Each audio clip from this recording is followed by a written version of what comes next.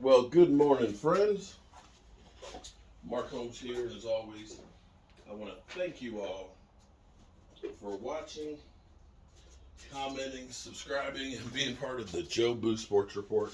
Without you guys, as well as you ladies, you know that it is literally not working. So I appreciate each and every one of you guys and you ladies for being here and being part of the Joe Boo Sports Report and supporting the channel. Whew. So, I don't know exactly how it is, what the tie-breaking system is, because I would have thought, like everybody else, that Tampa Bay would be ahead of us because they beat us one-on-one. But apparently, that's not just that game of holding the tiebreaker there. What it is it's actually conference record. And because the Cowboys have played great in the conference, and mind you, I'll say they played great on the road, because the last 3 weeks, as they've killed our Cowboys and said we're ass, we have played great. Or we found ways to win on the road, which is hard in the NFL. And if all things being equal, at the moment, if the playoffs were to start, the worst case is we'd have one playoff game on the road. We were literally a 2-point conversion away from being the #1 seed, and that's crazy just to think about it. But for the Cowboys, we actually got some good news yesterday. Here's the good news that I look at and say, all right, great. A, we got to win. Winning is key. Winning is the key to end of your woes, your ups, your downs, your highs and your lows. Now, they can trash us today in the media and everything else, and that's fine. That's fine. I'm cool with that. Trash is all you want, because we're still winning. And as long as we keep winning, that's all that matters. Second thing, besides getting and winning your division, where you are now 4-0, dominating your division. The biggest thing that happened yesterday, besides winning, was getting out without having any injuries. That's huge at this time of year. This team is beginning to get healthy. I know it doesn't seem that way when you look at Zeke. Still seems like he's still a little bit off. I still believe that Dak Prescott is not 100% on the calf, but at this time of year, who truly is 100%? Nobody. And at least we got Tony Pollard back on the field. On top of that, we didn't get any new injuries, which is even better. We didn't lose anybody yesterday. In fact, I don't remember the Cowboys training staff coming out on the field for anybody going down, even just to look at it for a moment. That is incredible. Now, here's the thing. You now start looking at this and saying, the Cowboys could win out. You've got Washington, who doesn't play until tomorrow night. They'll be playing in a short week in Dallas. You got the Eagles, always a tough game, but you should be able to win that game. And then you have the Cardinals, who are reeling. And the Cardinals may be at a point where they've got nothing to play for. Or maybe they do, because maybe they're worried about the Rams catching them. If the Cowboys do that, they will be no worse than the #2 seed. Here's the thing. You want to try and keep that seed, but you also want to go into the playoffs healthy. One other bright spot yesterday was Connor Williams. Connor Williams, who has been the penalty machine. Connor Williams has gotten hit on a lot of penalty calls. Didn't yesterday, and didn't give up a pressure, I believe. I believe he did not give up a single pressure. Connor Williams played a great game yesterday, which is good because that guard position has been one of our positions that has left us wanting. And if he can finally start getting into the groove and start trying to make a reason for the Cowboys to re-sign him this offseason, then that bodes well for us going forward when we start talking about playoffs. But the biggest key right now is getting Tyron Smith back. Whether you think we need to replace him in the future, draft his replacement, let him go, I don't care what you're talking about for next year. I'm talking about right now. The offense plays so much better. The running game, the passing game, everything goes better when Tyron Smith is healthy. I don't know if he'll be healthy enough to play against Washington, but I think that what you may want to look at is if he's getting close, give him one more week. Although people will say, do you want to leave Dak wide open for Montez Sweat?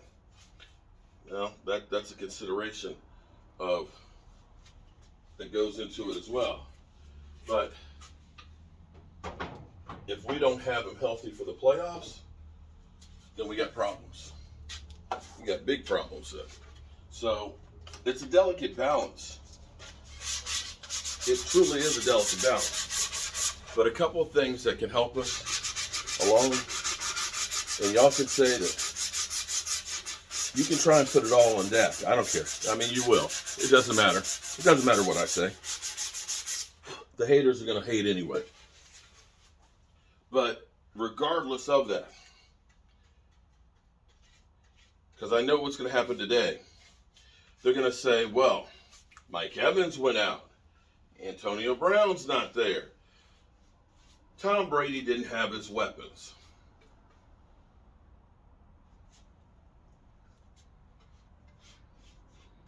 So wait a minute. Because yesterday, I actually had a person say to me, when I mentioned the 9 drops that we had, an elite quarterback can get past the drop passes.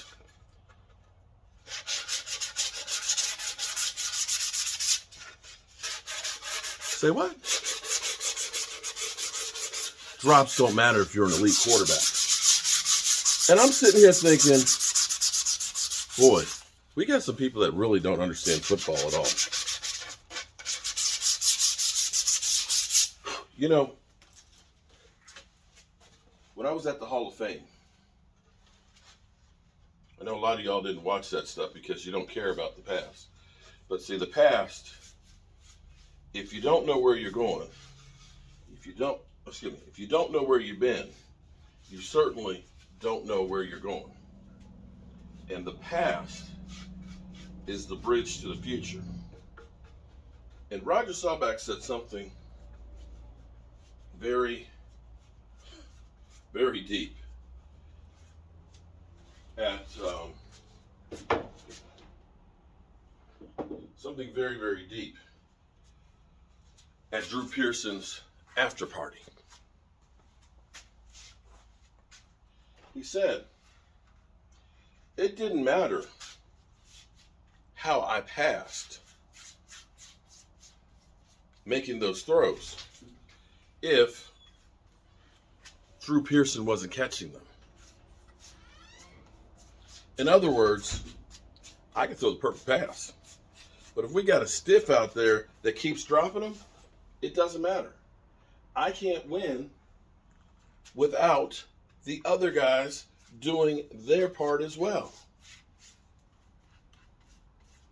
So it's all a collective of everything. You know what I'm saying? Well, anyway, I'm going to keep doing what I do. And that is, I'm gonna get another coat of paint on here. Got to go to the dump and get rid of some trash. Say hello to the Washington football team. And get back here and get some more of these things put together, because you guys want your shit for Christmas.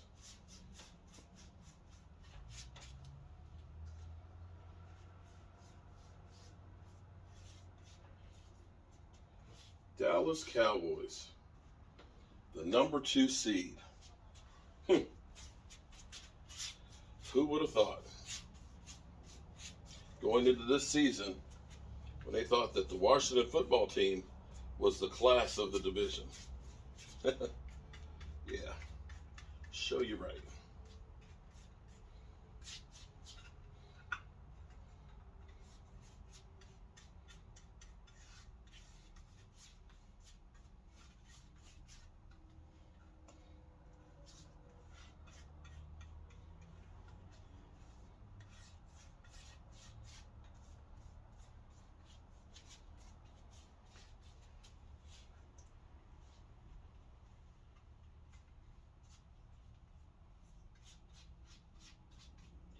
I'm Mark Holmes, and well, hope you're having a great Monday.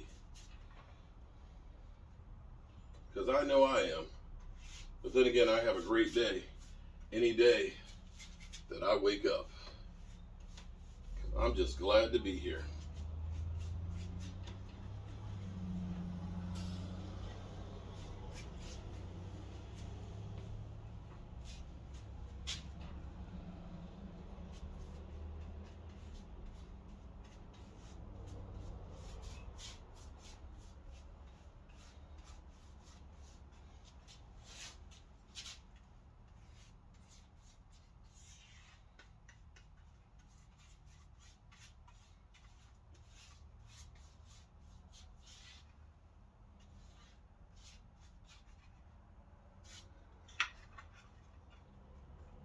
One good thing I can say about doing this stuff is definitely helps with the manual dexterity. In other words, using my hands.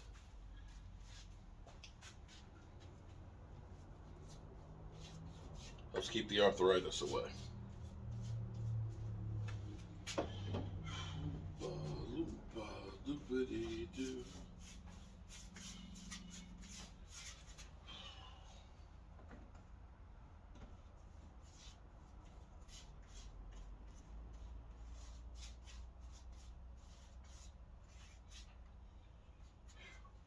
As soon as I get these painted, I'll get the laces or the different racks and stuff on them, get those onto the table out there for Michael to start boxing up and shipping, and then I'll put more pieces up here to paint behind it.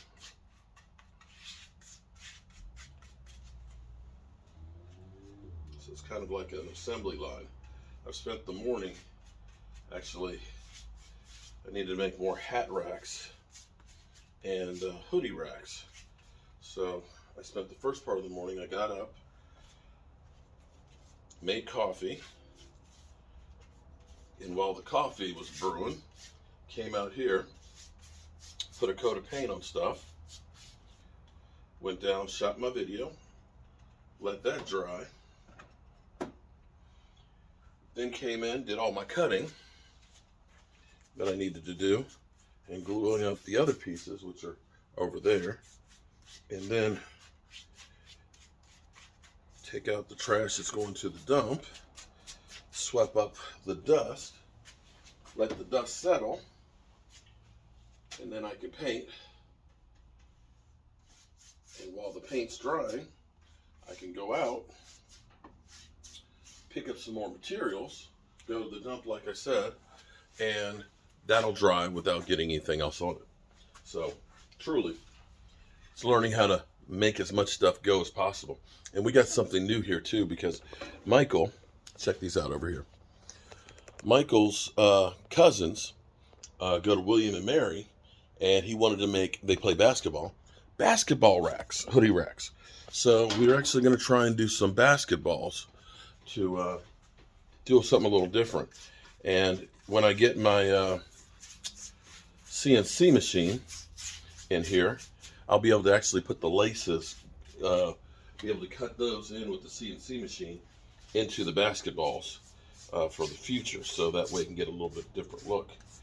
We're going to continue to keep trying to add some new stuff. And see, that's the thing that you have to learn, or at least I've learned.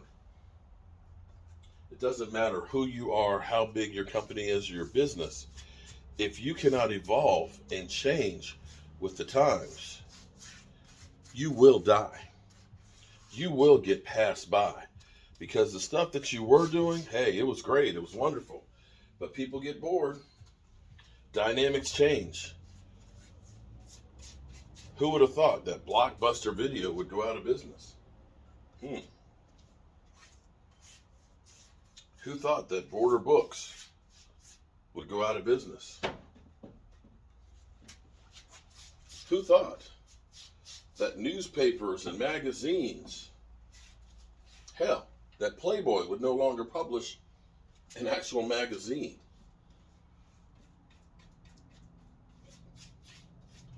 You've got to be able to change with the times.